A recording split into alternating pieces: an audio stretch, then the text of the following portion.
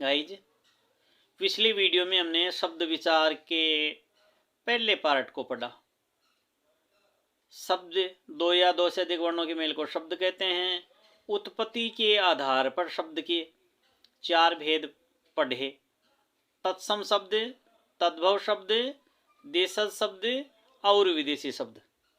अब पढ़ने जा रहे हैं रचना के आधार पर शब्द के कितने भेद होते हैं। रचना के आधार पर शब्द के तीन भेद होते हैं, रूढ़ शब्द, यौगिक शब्द और योग रूढ़ शब्द। पुनः देखिए, रूढ़ शब्द, यौगिक शब्द, योग रूढ़ शब्द। चलिए बात करते हैं रूढ़ शब्द के बारे में। वे शब्द जो किसी व्यक्ति, स्थान या प्राणी और वस्तु के लिए वर्षों से प्रयुक्त किए जा रहे हैं उनको तो रूढ़ शब्द बोल देंगे। यौगिक शब्द, ऐसे शब्द जो दो या दो से अधिक शब्दों के मेल से बनते हैं उन्हें यौगिक शब्द बोल देंगे। इसमें संधि, समास, उपसर्ग, प्रत्यय ये सब आ जाएंगे। इसके बाद योगरूढ़ शब्द, ऐसे शब्द जो पृथक पृथक अर्थ देने वाले शब्दों के योग से बनते हैं। ऐसे शब्द जिनका निर्माण अलग अलग अर्थ देने वाले शब्दों से होता है उन्हें बोलते हैं योग रूढ़ शब्द। आइए थोड़ा सा विस्तार से पढ़ते हैं अपन। पहले बात करते हैं रूढ़ शब्द। रूढ़ शब्द गाइज, वे शब्द जो किसी व्यक्ति, स्थान, प्राणी और वस्तु के लिए वर्षों से प्रयुक्त होने के कारण विशिष्ट अर्थ में प्रचलित हो गए हैं। वे शब्द जो किसी व्यक्ति, स्थान, प्राणी और वस्तु के लिए वर्षों से प्रयुक्त होने के कारण किसी विशिष्ट अर्थ में प्रचलित हो गए हैं उन्हें बोल देंगे रूढ़ शब्द। जैसे दूध, गाय, रोटी, दीपक, पेड़, पत्थर आदि ये वर्षों से प्रयुक्त होने वाले शब्द है। और इससे एक निहित पदार्थ, वस्तु या प्राणी का चित्र हमारे मन में कल्पित होता है। बात करते हैं यौगिक शब्द। यौगिक शब्द वे शब्द जो दो या दो से अधिक शब्दों से बने हैं। पहली शर्त क्या है? दो या दो से अधिक शब्दों से बने हैं। रूढ़ में तो एक ही शब्द आया था, यहाँ दो शब्द आ रहे हैं। उन शब्दों का अपना पृथक अर्थ भी होता है, अलग अर्थ भी होता है, किंतु मिलकर अपने मूल अर्थ के अतिरिक्त एक नए अर्थ का बोध कराते हैं। प्राय इसमें उपसर्ग, प्रत्यय, संधि, समास इनका प्रयोग हो जाता है। ध्यान दीजिए, सारी संधि, समास, उपसर्ग और प्रत्यय से बने शब्द यौगिक शब्द कहलाते हैं।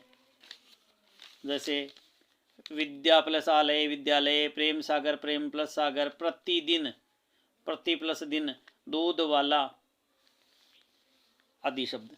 अब बात करते हैं योग रूढ़ शब्द। योग रूढ़ शब्द वे यौगिक शब्द जिनका निर्माण पृथक पृथक अर्थ देने वाले शब्दों के योग से होता है। अलग अलग अर्थ निकलने वाले शब्दों से होता है, किंतु अपने द्वारा प्रतिपादित अनेक अर्थों में से किसी एक विशेष अर्थ का ही प्रतिपादन करते हैं। ऐसा मान लीजिए बहुब्रीहि समास के शब्द है। ऐसे शब्दों को योगरूढ़ शब्द कहते हैं।